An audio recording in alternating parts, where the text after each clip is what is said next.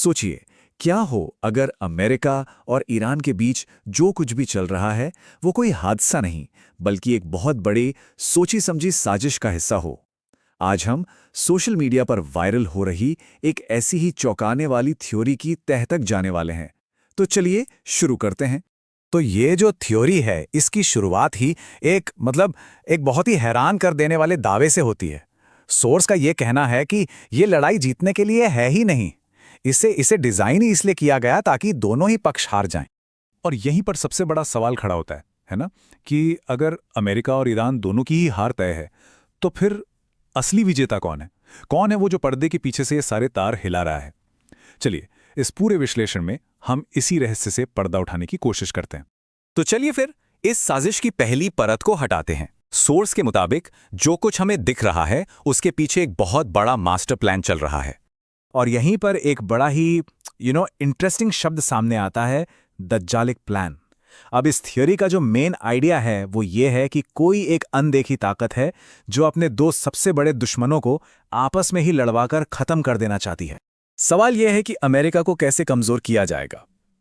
Source के मुताबिक ये एक 4 स्टेप का प्लान है। पहला, उसे एक कभी ना खत्म होने वाली जंग में फंसा दो। दूसरा, उसके सारे रिसोर्सेस खत्म कर दो। तीसरा, उसे कर्ज के इतने बड़े बोझ के नीचे दबा दो कि वो उठ ही ना पाए। और आखिर में बस उसके साम्राज्य को बिखरते हुए देखो। और बिल्कुल यही कहानी दूसरी तरफ भी है। ईरान के लिए भी एक ऐसा ही उतना ही खतरनाक प्लान तैयार है। उसे भी जंग में झोंक दिया जाएगा, उसके पूरे इंफ्रास्ट्रक्चर को तबाह कर दिया जाएगा, उसकी इकोनॉमी को पूरी तरह से बर्बाद कर दिया जाएगा और आखिर में एक रीजनल पावर के तौर पर उसकी कमर ही तोड़ दी जाएगी। तो सोचिए, जब ये दोनों बड़ी ताकतें एक दूसरे से लड़कर खत्म हो जाएंगी तो मैदान में बचेगा कौन? सोर्स का दावा है कि इसी राख के ढेर से एक नया विनर सामने आएगा और वही इस पूरे खेल का असली मास्टरमाइंड है। लेकिन रुकिए, ये लड़ाई सिर्फ तोप और टैंकों की नहीं है। बिल्कुल नहीं। अब हम इस थ्योरी के दूसरे हिस्से पर आते हैं और ये वो हिस्सा है जहां असली जंग का मैदान एनर्जी और रिसोर्सेज बन जाते हैं। कभी सोचा है कि ये बस एक इत्तेफाक है कि उस पूरे रीजन के जो बड़े बड़े एनर्जी प्रोड्यूसर्स हैं उन्हीं पर लगातार हमले हो रहे हैं? सोर्स का मानना है कि ये कोई इत्तेफाक नहीं है, बल्कि एक बहुत सोची समझी स्ट्रैटेजी है जिसका मकसद है पूरी एनर्जी सप्लाई चेन को ठप कर देना। मतलब ये एक तरह का जीरो सम गेम है। सोर्स का तर्क ये है कि एक तरफ जहां मुस्लिम बहुल देशों की एनर्जी कैपेसिटी को सिस्टमैटिक तरीके से खत्म किया जा रहा है, वहीं दूसरी तरफ एक नई एनर्जी सुपर पावर को उभरने का पूरा मौका दिया जा रहा है। एक का नुकसान, दूसरे का फायदा। तो एनर्जी और मिलिट्री के बाद अब हम आते हैं इस पूरी साजिश के तीसरे और शायद सबसे खतरनाक हिस्से पर, और वो है पूरी दुनिया के फाइनेंशियल सिस्टम पर हमला। स्क्रीन पर ये नंबर देखिए जरा, $39 ट्रिलियन। ये अमेरिका का नेशनल डेट है, यानी राष्ट्रीय कर्ज। और सोर्स के मुताबिक ये अमेरिका की सबसे बड़ी ताकत नहीं, बल्कि उसकी सबसे बड़ी, सबसे दुखती रग है। और प्लान यही है कि इसी दुखती रग को दबारा जाए। इसे एक डोमिनो इफेक्ट की तरह समझिए। एक के बाद एक सब गिरता चला जाएगा।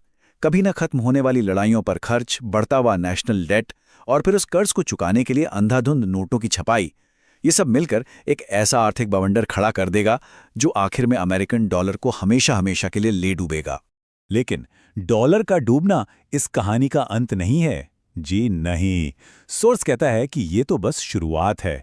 पुराने सिस्टम को खत्म करना इसलिए जरूरी है ताकि उसकी जगह एक नया और पूरी तरह से कंट्रोल्ड फाइनेंशियल सिस्टम लाया जा सके। जरा एक ऐसी दुनिया की कल्पना कीजिए जहां हर एक ट्रांजैक्शन, हर एक रुपए के लेन देन पर नजर रखी जा रही है, जहां आपके पैसे को प्रोग्राम किया जा सकता है।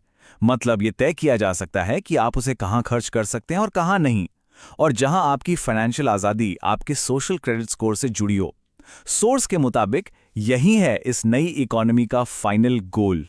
अब हम आते हैं इस कहानी के सबसे शॉकिंग मोड़ पर। अगर अमेरिका को ही कमजोर करना असली मकसद था, तो सवाल यह है कि उसे इस जाल में फंसाया किसने? और इसका जवाब शायद आपको हैरान कर दे। और ये सवाल एकदम जायज है। सोचिए, इजराइल जिसके पास दुनिया की सबसे एडवांस्ड मिलिट्री में से एक है, उसे ईरान से लड़ने के लिए अमेरिका की जरूरत आखिर क्यों पड़ेगी? ये तो पूरी पारंपरिक सोच को ही उल्टा कर देती है। और यहीं पर इस थियरी का सबसे विस्फोटक दावा सामने आता है। सोर्स कहता है ये जंग कभी ईरान को हराने के लिए थी नहीं, ये हमेशा से अमेरिका को हराने के लिए थी। ये जो एनालॉजी है ये अपने आप में बहुत कुछ कह जाती है। अमेरिका कभी पार्टनर था ही नहीं, वो तो बस एक होस्ट था। और जब कोई पैरासाइट इतना ताकतवर हो जाता है कि वो खुद जी सके तो फिर उसे होस्ट की कोई जरूरत नहीं रहती। अब इस पूरी कहानी को इसके सही संदर्भ में समझने के लिए हमें एक बहुत ज़रूरी इस्लामिक कॉन्सेप्ट को समझना होगा, और वो है उम्मा। इसका सीधा सा मतलब है दुनिया भर की पूरी मुस्लिम कम्युनिटी, और यही इस थ्योरी के आखिरी हिस्से की चाबी है। और सोर्स अपनी बात को एक इस्लामिक भविष्यवाणी का जिक्र करते हुए खत्म करता है, जो इस जियोपॉलिटिकल लड़ाई को एक आध्यात्मिक और अंतिम दौर की लड़ाई के तौर पर देखती है, मतलब सच की एक आखिरी जंग। तो आखिर में ये पूरी थ्योरी हमें बताती क्या है?